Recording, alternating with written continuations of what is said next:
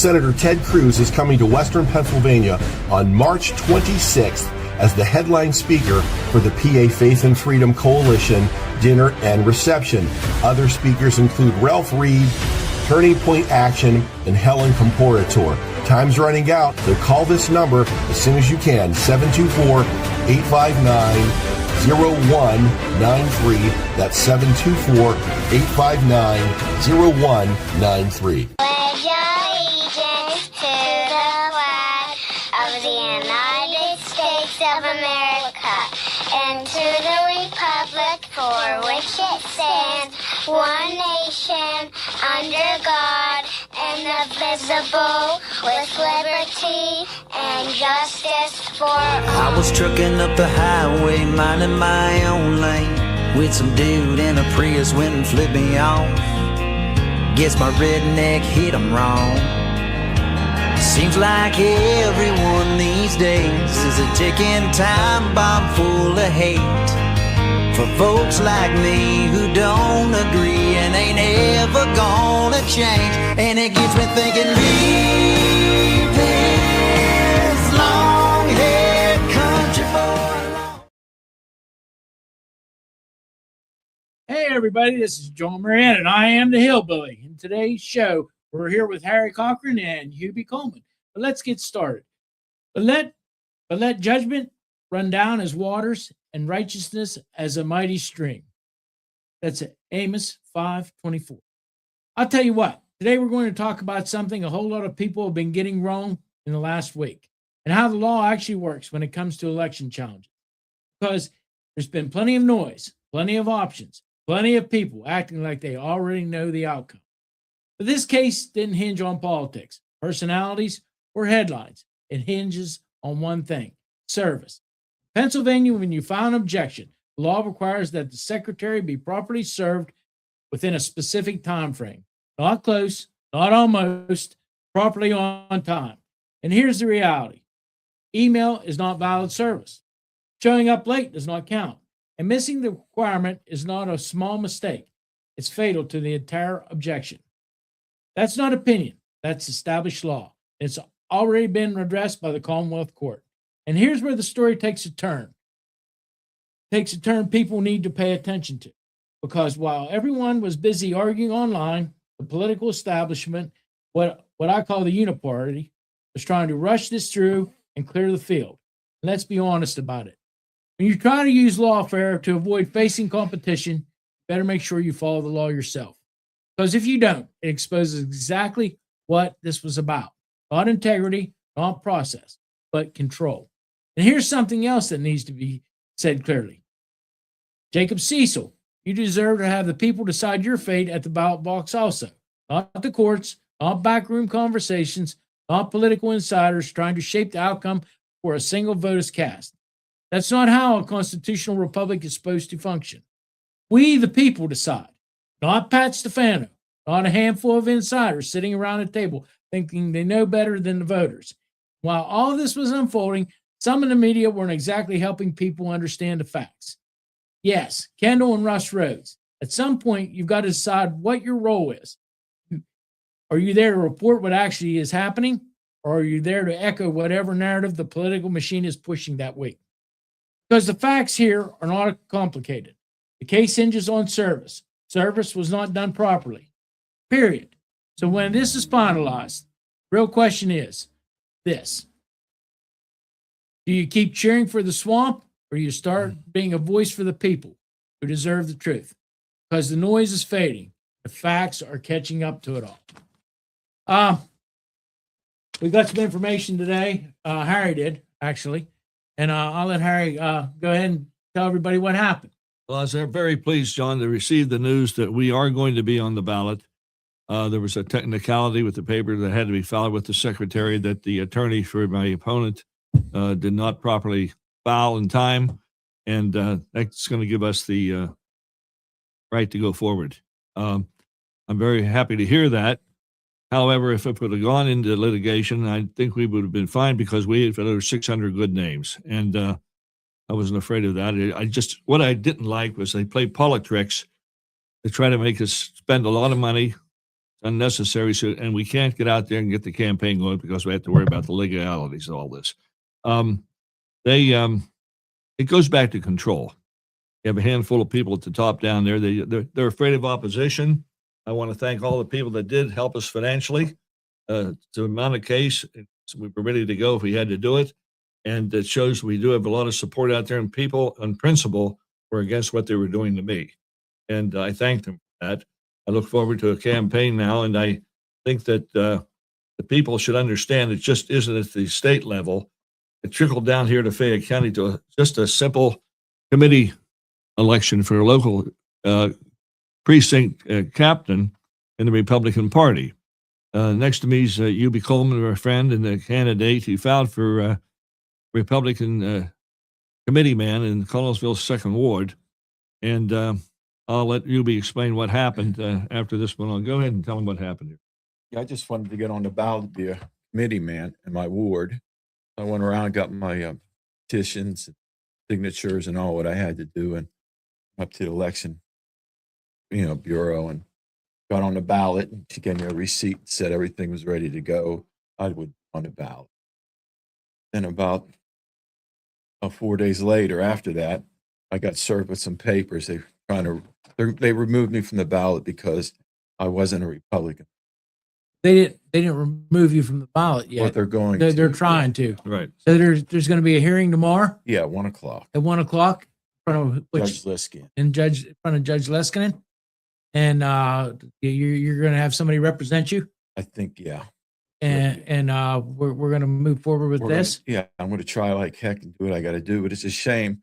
But I got to go through just to get on the ballot to be a committee. Yeah, this isn't like you were trying to join the country club. No, and they it blackballed wasn't- you. yeah, I They got did- blackballed. Yeah, this I is mean- like the voters. The vote, you had the right amount of signatures. Yeah, They were all good signatures. they were all good signatures. And so then they want to say that you haven't been a Republican long enough. Yeah, they're claiming that I wasn't. So so there's a litmus test to be a Republican now. Apparently. Say you have to be a Republican for so long or whatever. They claim for 2 years. Well, when did they change these rules? I'm not sure. Apparently. Okay, now here's what I want. That at me. Here's what I want to tell you.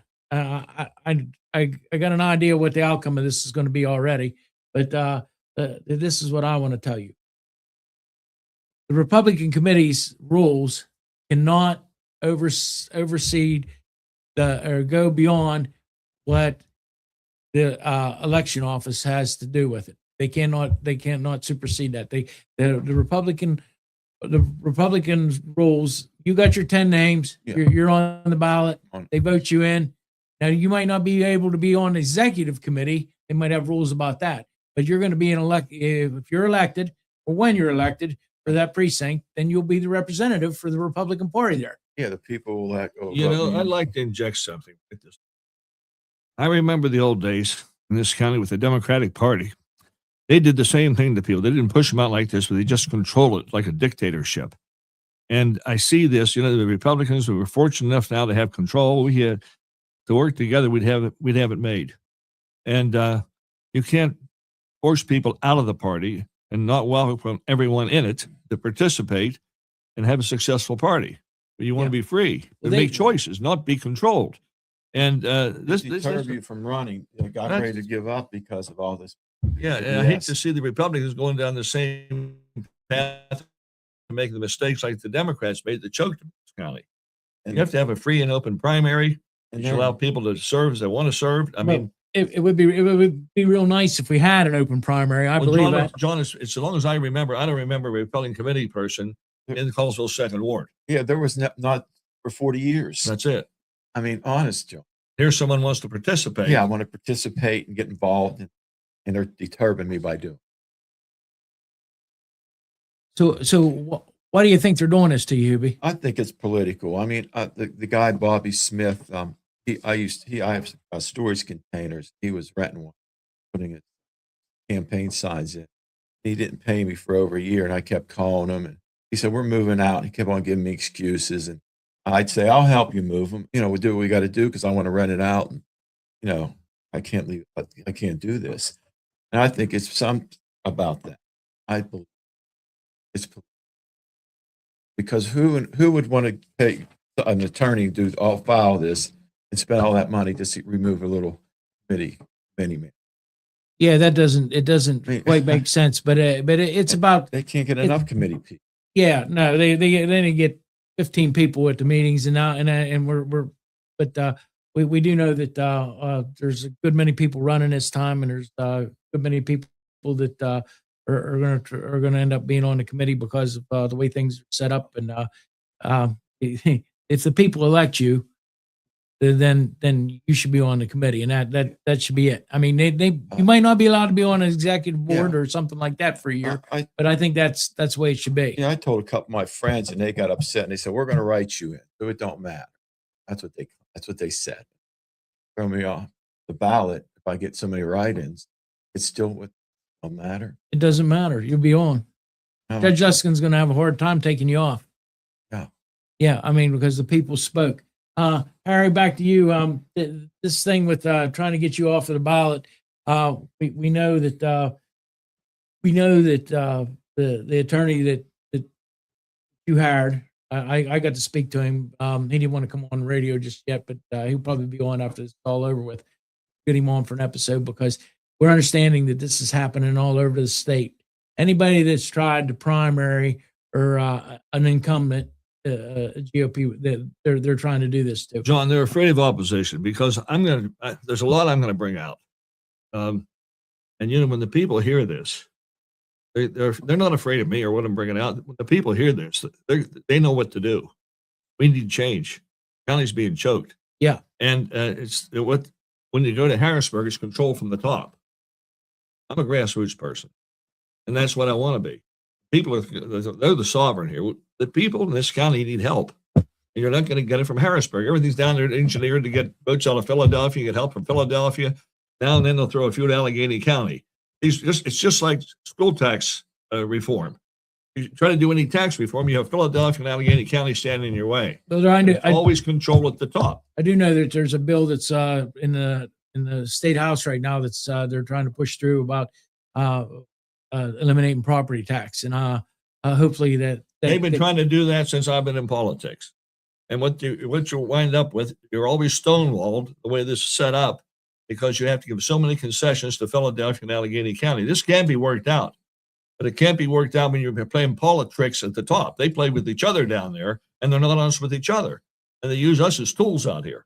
And they put big money behind the boys down there. They can control.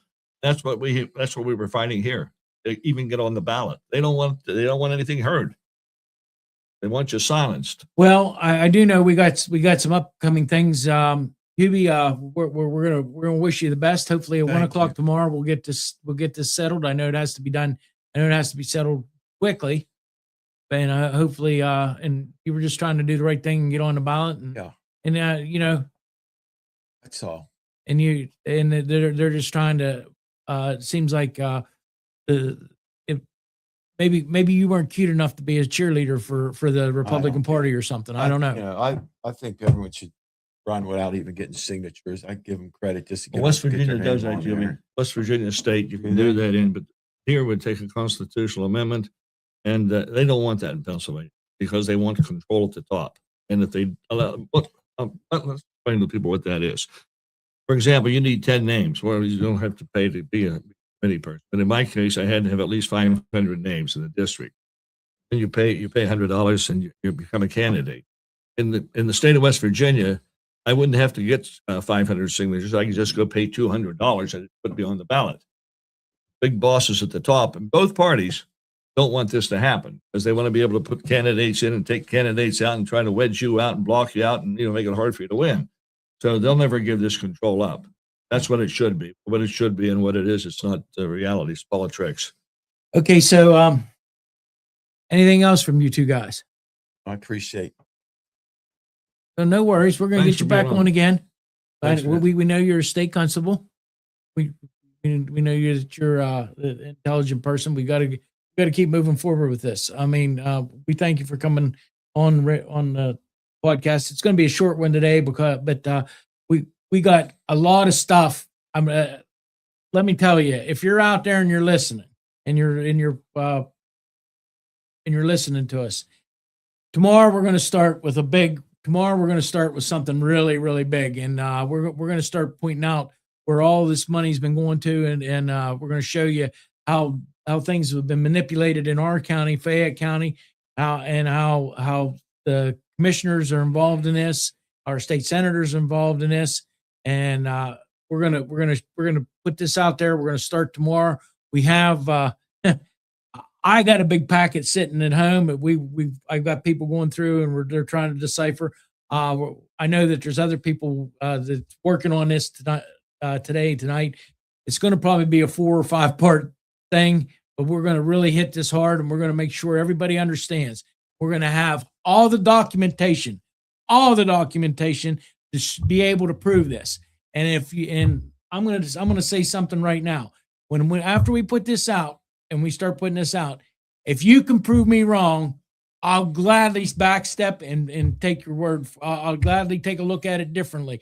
But I want you to be able to prove me wrong. And we got the information, and it's all out there. And we're gonna put it up. We're gonna put it up on the podcast. You'll be able to see it on Facebook and all the different liking and all the different places we're involved with, Spotify, and we want everybody to understand. But if you can prove me wrong, go ahead. I'll let you try. We're not going to lie about it. And we don't have to lie about this. This is so. What we're getting ready to put out here starting tomorrow is so corrupt. And while it might just be on this side of the law, but it's the way they bend the law to make it work for them, for the political elite. And we've had all we can stand of it, and we're putting it out. So I want to thank all of you for tuning in. There's one other thing I wanted to say. We're in the hundreds of thousands of viewers already. It's something that I never expected. We're on our way to 1 million. Go ahead, Harry. I want to thank you for allowing me to announce my good news, being able to. And we're going to hopefully we're going to have after. I appreciate your help too. We're doing everything we can. And I tell you what, this is a big deal because we have to change things, folks. We have to change things. It can't be the same as last year. We got to change everything we possibly can. We're already getting some documents up there. I don't have my glasses on, but if you want to take a look at it and see. So anyways, we're going to keep moving forward with everything we can. Thank you so much for listening in. Like I said, our views are over in the hundreds of thousands already. I don't know exactly what the number is. We're going to try to, but I know we're real close to 500,000 already. So anyways, like I always close my show. On this road called life, you have to take the good with the bad. Smile when you're sad. Love what you got and remember what you had. Always forgive, but never forget. People change. Things go wrong. Just remember the ride goes on. God bless each and every one of you, and God bless America. I am Jon Marietta, and I am the Hillbilly. Senator Ted Cruz is coming to Western Pennsylvania on March 26th as the headline speaker for the PA Faith and Freedom Coalition dinner and reception. Other speakers include Ralph Reed, Turning Point Action, and Helen Comporator. Time's running out, so call this number as soon as you can, 724-859-0193. That's 724-859-0193.